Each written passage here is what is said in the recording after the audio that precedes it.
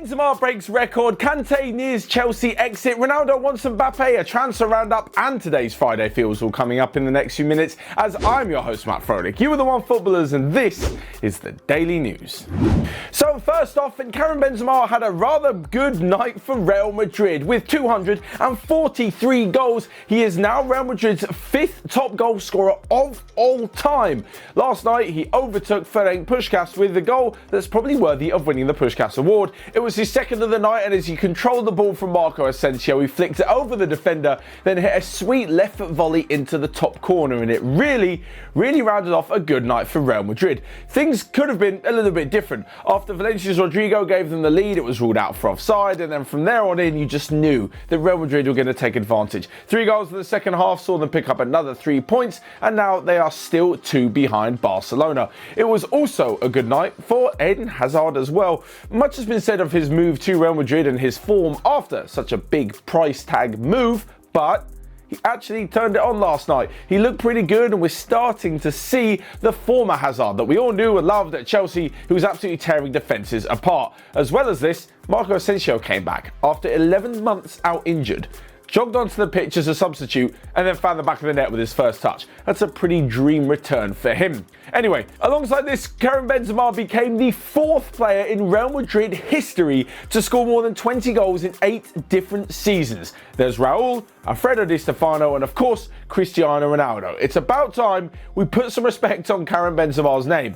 Every single time you think, Real Madrid are going to go for a big, new, expensive signing, and Benzema's going to leave the club or be sat on the bench, he seems to hold his spot, do well, and find the back of the net.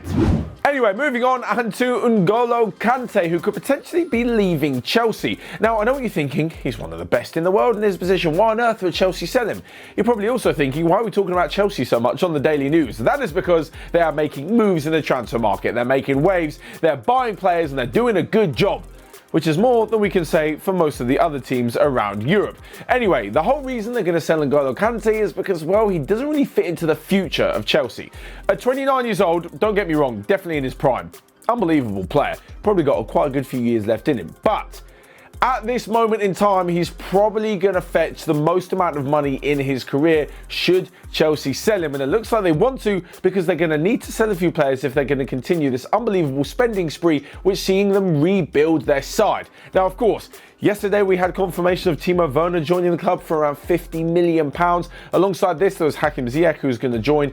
That one was announced a few months ago. So along with them two, apparently Abramovich has said, right, to Frank Lampard, those are your 2 big signings that I've bankrolled. If you want any more, you're going to have to sell some players. So realistically, I think Kante would probably fetch between 60 to 70 million. But on top of this, Marcos Alonso could bring in a little bit of money, Michy Batshuayi as well, potentially Zuma or Christensen, even Kepa in goal.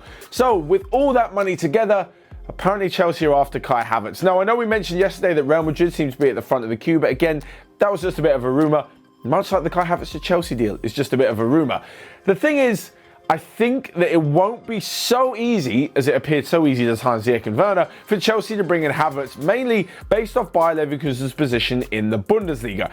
If they fail to get Champions League, apparently the price could drop from around 100 million to between 70 and 80 million for Havertz. That kind of player, with that potential, at that age, for that price, is sure to attract more than just Chelsea. Liverpool being Manchester United, Real Madrid, Bayern, all the biggest clubs are going to want a player of that caliber for such a price. So it's probably wise that Lampard gets rid of a few, so he's got enough money to spend when the time to bring in Havertz does come around. But moving on and to Kylian Mbappe, who could potentially be at Real Madrid. At least that's what Ronaldo thinks. And no, not Cristiano Ronaldo, Ronaldo Nazario, the legend, the Brazilian legend, the goal scorer supreme, and yeah, kind of takes one to know one. The owner, well, majority owner of La Liga side Real Valladolid, was speaking yesterday that he would absolutely love to sign Mbappe if his Valladolid side had Real Madrid's budget. The former Real Madrid star also said that he absolutely loves Haaland and can see him at Real Madrid, but not yet because of what Benzema is doing. We already spoke about that. Benzema is keeping absolutely everybody out of the Real Madrid side in the centre forward position.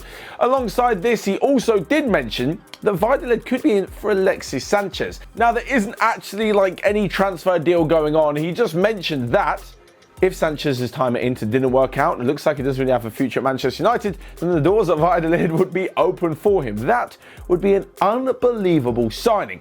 As it stands, they are 15th in La Liga and will need to stay clear of relegation before they think about making any big-name signings in the summer. So next up, in a quick roundup of the rest of the day's transfer news, where Everton look to miss out on Brazilian defender Gabriel Magalhães, who looks like he is going to be joining Napoli in Serie A. Napoli that won the Coppa Italia.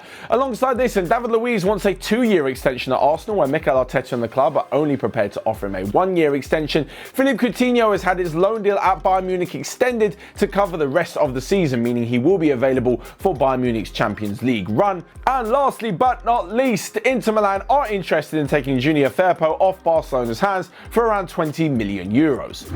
So with that said and done, lastly we come to this week's Friday Feels. This is where you guys leave your footballing predictions in the comment section down below as the whole of the Premier League returns to our screens. So, first game, Tottenham-Manchester United tonight. This is Friday, by the way. A massive game in the race for the Champions League, and Jose Mourinho facing his former club as well. For me, obviously, I want Spurs to win. It's going to be a very tough game. I don't want to be so pessimistic and say the United will win, so I'm kind of going to say 2-1 Spurs, but it's totally legit that Manchester United will win. They're in much better form than Spurs were. Rashford is back from injury.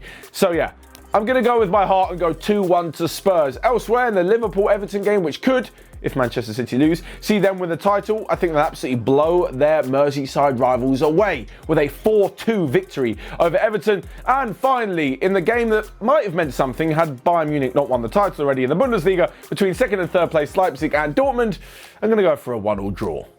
So there you have it. There are my Friday Feels. Let me know yours in the comment section down below and your thoughts on the rest of the transfer news from today's daily.